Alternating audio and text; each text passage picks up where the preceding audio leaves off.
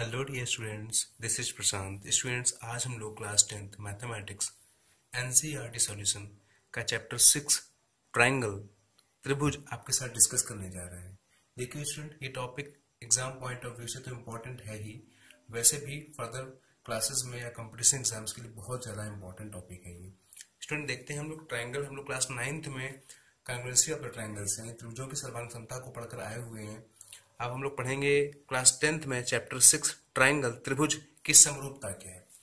Student basically अगर हम बात करते हैं सिमिलर फिगर्स की, समरूप आकृतियों की, तो क्या होती है। देखिए स्टूडेंट, एज ए डेफिनेशन, जिन आकृतियों की शेप समान होती है, शेप मतलब आकृति, जैसे गोल आकृति है, त्रिभुजाकार है, वर्गाकार है, तो जिन आकृतियों की आकृति शेप समान होती है, इक्वल होती है, ऐसी आकृतियों को हम लोग क्या बोलते हैं, समरूप आकृतियां बोलते हैं, समरूप आकृतियां कहलाती हैं। जैसे एग्जाम्पल के तौर पर हम ट्रायंगल्स देख रहे हैं स्टूडेंट यहाँ पर दो, तो यहाँ पर देखिए इनका आपको साइज भी सेम दिख रहा होगा। साइज का मतलब इनका जो एरिया है। अब शेप की अगर हम बात करें, दोनों शेप क्या है, ट्रायंगुलर शेप में है स्टूडेंट।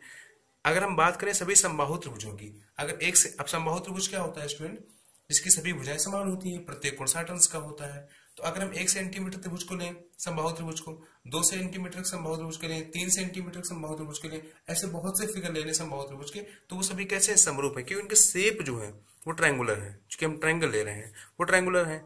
अब साइज नेसेसरी नहीं है कि इनका साइज समान हो, इनका साइज समान हो भी सकता है, लेकिन मेन कंडीशन क्या है, मेन पॉइंट आपका ये है कि ऐसे फिगर या ऐसी आकृतियां जिनकी आमाप यानी कि जिनका शेप समान होता है, समान होती हैं, ऐसी आकृतियां क्या कहलाती हैं, समरूप आकृतियां कहलाती हैं, सिमिलर फिगर कहलाते हैं स्टूडेंट। अब देखिए स्टूडेंट, सर्वांगसम क्या होता है, जिन आकृतियों की आकृति एवं आकार, मतलब अब ऐसे फिगर आपको लेने हैं। अब यहाँ देखिए, अगर हम सिमिलरिटीज की बात करते हैं तो स्टूडेंट देखिए, ट्रायंगल ए बी सी आपको दिया हुआ है, ट्रायंगल पी क्यू आर दिया हुआ है, तो ये ट्रायंगल कैसे हैं आपके, सिमिलर ट्रायंगल कहलाएंगे। सिमिलर कहलाएंगे क्यों, कि इनका शेप जो है वो आपका समान है। लेकिन अगर सर्वांगसमता की बात करते हैं स्टूडेंट, कांग्रेस की बात करते हैं, जिन आकृतियों की आकृति एवं आकार यानी shape and size both are equal, इनकी आकृति और आकार दोनों समान हो, ऐसे फिगर्स, ऐसी आकृतियां क्या कहलाती हैं, सर्वांगसम आकृतियां कहलाती हैं। यानी शेप तो इक्वल होना ही चाहिए, लेकिन साथ ही साथ इनका साइज भी सेम हो।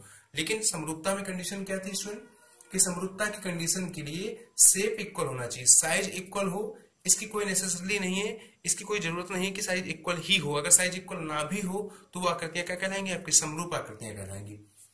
अब देखिए स्टूडेंट, आपको ये भी ध्यान रखना है कि सर्वांगसम आकृतियां समरूप आकृतियां हो सकती हैं, क्योंकि ये कंडीशन नेसेसरली नहीं है। अगर दो ट्रायंगल आपको दे दे, एक छोटा ट्रायंगल दे दे, एक बड़ा ट्रायंगल दे दे आपको, तो वो ट्रायंगल आपके सिमिलर है, क्योंकि उनका जो शेप है वो सेम है। अगर मैं सर्कल की बात करता हूँ स्टूडेंट, जैसे 1 सेंटीमीटर रेडियस का आप सर्कल बनाते हैं, 2 सेंटीमीटर का बनाए, 3 सेंटीमीटर का, तो इनके साइज तो आपको देखा डिफरेंट है, क्योंकि इनकी रेडियस डिफरेंट हो रही है, लेकिन इनका शेप अगर देखें तो सर्कुलर शेप में है तीनों, तो ये आपके सिमिलर फिगर कहलाएंगे। सिमिलर फिगर में ये नेसेसरी नहीं है, ये आवश्यक नहीं है कि इनका साइज भी सेम हो। और सर्वांगसम में क्या होता है, शेप एंड साइज यानी कि आकृति एवं आकार दोनों ही समान हो, ऐसे त्रिभुज क्या कहलाते हैं, सर्वांगसम कहलाते हैं। ये सिमिलर का स्टूडेंट साइन है सर्वांगसम में। देखिए, अब देखिए स्टूडेंट यहाँ पर, अब इनका साइज देखिए, एबीसी 60 डिग्री यानी समबाहु त्रिभुज दिए हुए हैं, तो इनका साइज भी सेम है स्टूडेंट। और शेप तो देखिए, शेप आपको ट्रायंगल दिख ही रहे हैं। और साइज की अगर बात करें तो ये 1 सेंटीमीटर का समबाहु त्रिभुज है, ये भी 1 सेंटीमीटर का पीक्यू समबाहु त्रिभुज है। जो इसका एरिया आएगा वही इसका एरिया आएगा, यानी इनका साइज भी सेम है और इनका जो शेप है, जो इनकी आकृति है वो भी सेम है। तो ऐसे फिगर क्या कहलाते हैं, कॉन्ग्रुएंस कहलाते हैं। कॉन्ग्रुएंस का साइन क्या है, आपने 9th में पढ़ा हुआ, triangle ABC congruent triangle PQR.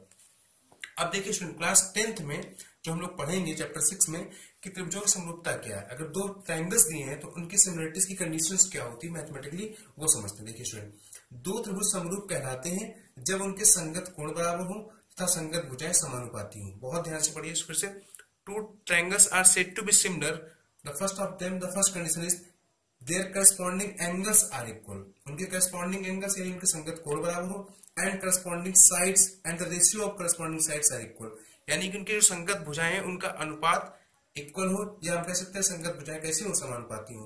तो त्रिभुज समरूपता समझते हैं क्या, दो त्रिभुज समरूप कहलाते हैं जब उनके संगत कोण बराबर हो, नंबर 1, और नंबर 2 जब उनकी संगत भुजाएं समानुपाती हो। एग्जाम्पल से इसको देखते हैं स्टूडेंट, क्लियर करते हैं हम लोग एग्जाम्पल से। ये देखिए स्टूडेंट, आपके दो फिगर दिए हुए, दो ट्रायंगल दिए हुए हैं। ट्रायंगल एबीसी आपको दिया हुआ है, साइड ए बी 2 है, बी सी 4 है और ए सी क्या है 3 है। एक ट्राइंगल आपको पी क्यू आर दिया गया है, 4 है, 8 है, 6 है, इनका एंगल ए 55 है, इसका एंगल ए 55 है, इसका एंगल बी 65 डिग्री दिया हुआ, उसका एंगल कितना दिया हुआ स्टूडेंट 60 डिग्री दिया हुआ, और यहाँ पर 65 है 60। क्या ये दोनों ट्राइंगल सिमिलर हैं? अगर सिमिलर की कंडीशन क्या होती है कि अगर इन ट्राइंगल्स का नंबर फर्स्ट करस्पॉन्डिंग एंगल्स यानी संगत कोण बराबर आ जाए और संगत भुजाओं का अनुपात नियत होना चाहिए यानी समानुपाती होना चाहिए। आइए चेक करते हैं स्टूडेंट, देखिए कैसे देखें करस्पॉन्डिंग एंगल्स क्या होते हैं। देखिए triangle ABC, triangle PQR, triangle ABC, triangle PQR में अब करस्पॉन्डिंग एंगल्स की बात करते हैं स्टूडेंट। देखिए संगत कोण, अब यहां से हम स्टार्ट करते हैं, कोई भी एक कॉमन एंगल ले लेते हैं। मान लीजिए हमने एंगल ए लिया हुआ है इस ट्राइंगल में, इसमें एंगल पी लिया हुआ है। अब करस्पॉन्डिंग, ये देखिए आप एंटी क्लॉकवाइज चल सकते हैं या आप क्लॉकवाइज चल सकते हैं। अगर हम क्लॉकवाइज की बात करें तो ए का क्लॉकवाइज एंगल क्या होगा, बी होगा, सॉरी सी होगा।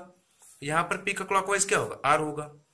और अगर हम इसका एंटी क्लॉक चलते हैं तो एक एंटी क्लॉक यानी कि वामावर्त और क्लॉक वाइज मीन्स दक्षिणावर्त, तो ए का करस्पॉन्डिंग क्या होगा, ए का एंटी क्लॉकवाइज क्या होगा, बी होगा इस ट्राइंगल में, और यहाँ पर पी का एंटी क्लॉकवाइज क्या होगा, क्यू होगा।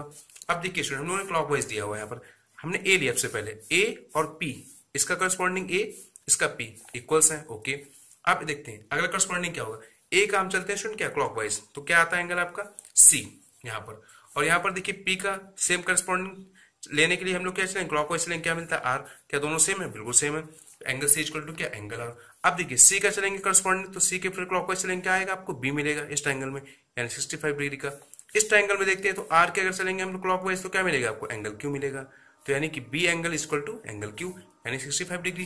तो आपको करस्पॉन्डिंग एंगल्स तो इक्वल मिल चुके हैं, लेकिन सिमिलरिटीज की कंडीशन क्या है समरूपता की त्रिभुजों की, कि आपको करस्पॉन्डिंग एंगल्स यानी संगत कोण भी देखने समान होनी चाहिए, और सेकंड क्या है कि संगत भुजाओं का अनुपात नियत होना चाहिए यानी कि करस्पॉन्डिंग साइड्स प्रोपोर्शनल होनी चाहिए। अब देखते हैं इसके करस्पॉन्डिंग साइड्स कैसे देखते हैं। अब जो आपने एंगल लिया हुआ ले रखा था, एंगल ए लिया है, तो इसके करस्पॉन्डिंग साइड बहुत साइड हो सकती है, तो क्लॉकवाइज आप लीजिए या एंटी क्लॉकवाइज लीजिए। तो देखिए आप हमने लिया इसको क्लॉकवाइज, तो ए के साथ में क्लॉकवाइज क्या चलेगी, AC इस ट्राइंगल के लिए, और यहाँ अगर P को कॉमन लिया आपने सेम, उसका क्लॉकवाइज क्या चलेगा, PR चलेगा। तो क्या AC और PR इक्वल है, इनका रेशियो इक्वल, देखते हैं AC रेशियो PR, AC क्या है 3 और PR क्या है 6, रेशियो करेंगे 3:3.6 यानी कि 1/2, यानी इन दो साइड्स, इन दो करस्पॉन्डिंग साइड्स का रेशियो क्या आया 1/2 आया। आगे देखते हैं स्टूडेंट, अब लेते हैं क्या इसका करस्पॉन्डिंग क्लॉकवाइज के बाद में, अब AC का करस्पॉन्डिंग क्या होगा स्टूडेंट, क्लॉकवाइज चलेंगे जब क्या आएगा CB या BC कह सकते हैं, इधर चलेंगे तो PR का करस्पॉन्डिंग क्या होगा, RQ होगा। तो देखते हैं क्या कि CB रेशियो RQ, CB कितना है 4, RQ कितना है आपका 8 है, तो 4:8 यानी कि 1/2, ये भी आपको 1/2 मिलता है। आगे देखते हैं स्टूडेंट, अब CB का करस्पॉन्डिंग, अब फिर से करस्पॉन्डिंग CB का क्लॉकवाइज चलेंगे क्या आएगा आपको BA मिलेगा, इधर चलेंगे इसका करस्पॉन्डिंग क्लॉकवाइज तो क्या मिलेगा आपको QP मिलेगा। देखिए BA रेशियो QP, तो BA कितना आपको दिया है 2, QP कितना 4, तो 2:4 यानी क्या 1/2। अब देखिए स्टूडेंट आपको दोनों कंडीशन फुलफिल होती है, यहाँ पर करस्पॉन्डिंग एंगल्स आपको इक्वल मिलते हैं और करस्पॉन्डिंग साइड्स का रेशियो भी इक्वल मिलता है तीनों, देखिए 1/2 1/2, then we can say the both triangles are similar, यानी हम कह सकते हैं कि ट्राइंगल ABC जैसा लिया हमने ट्राइंगल ABC। अब देखिए स्टूडेंट यहाँ पर लिखने के लिए हम लोग ये भी सकते थे ट्राइंगल ACB, क्योंकि हम लोगों ने एंगल इस प्रकार से ले रखे हुए हैं। यहाँ पर देखिए स्टूडेंट ऑर्डर बहुत मैटर करता है, अगर जिस प्रकार से आपने करस्पॉन्डिंग लिया आप उसी प्रकार से राइट कर सकते हैं। आप इसको सकते हैं अगर आपने ये एंगल के बाद में अगर ये एंगल लिया होता और फिर ये लिया होता यानी एंटी क्लॉकवाइज, तो आप लिखते हैं triangle ABC similar to triangle PQR, लेकिन अगर आपने ऐसे ले रखा हुआ तो triangle ACB similar to triangle PRQ। तो यहाँ पर वैसे क्या होना चाहिए, ट्राइंगल हम लोगों ने किस प्रकार से ले रखा है ACB, तो triangle ACB similar to triangle PRQ, ठीक है स्टूडेंट। लेकिन देखिए यहाँ पर triangle ABC similar to triangle PQR, corresponding sides और करस्पॉन्डिंग एंगल्स आपको देखना बहुत। तो हमने क्या सीखा है यहाँ पर सिमिलरिटीज के लिए कि दो त्रिभुज समरूप कहलाते हैं कब, जब नंबर 1 उनके संगत कोण बराबर हो और नंबर 2 उनकी संगत भुजाओं का अनुपात नियत हो।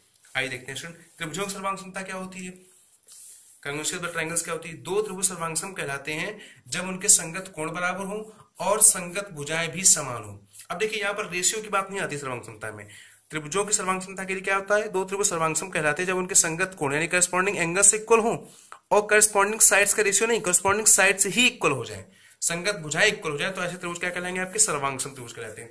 एग्जांपल समझते हैं स्टूडेंट, देखिए ये देखिए स्टूडेंट दो आपको ट्रायंगल फिर से दिए गए हैं, ट्रायंगल ABC आपको मिलता है यहाँ पर, और ट्रायंगल मिलता है आपको P Q are.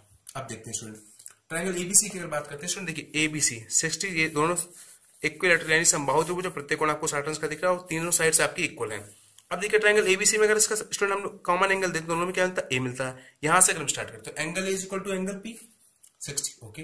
Now angle B is equal to, अगर हम एंटी क्लॉकवाइज चलते हैं तो angle B is equal to कितना मिलेगा आपको स्टूडेंट, यहाँ पर angle B is equal to angle Q, और फिर से एंटी क्लॉकवाइज तो angle C is equal to angle R मिलता है, ओके। तो फर्स्ट कंडीशन आपकी फुलफिल हो जाती है कि इनके करस्पॉन्डिंग एंगल्स कैसे हैं, इक्वल है।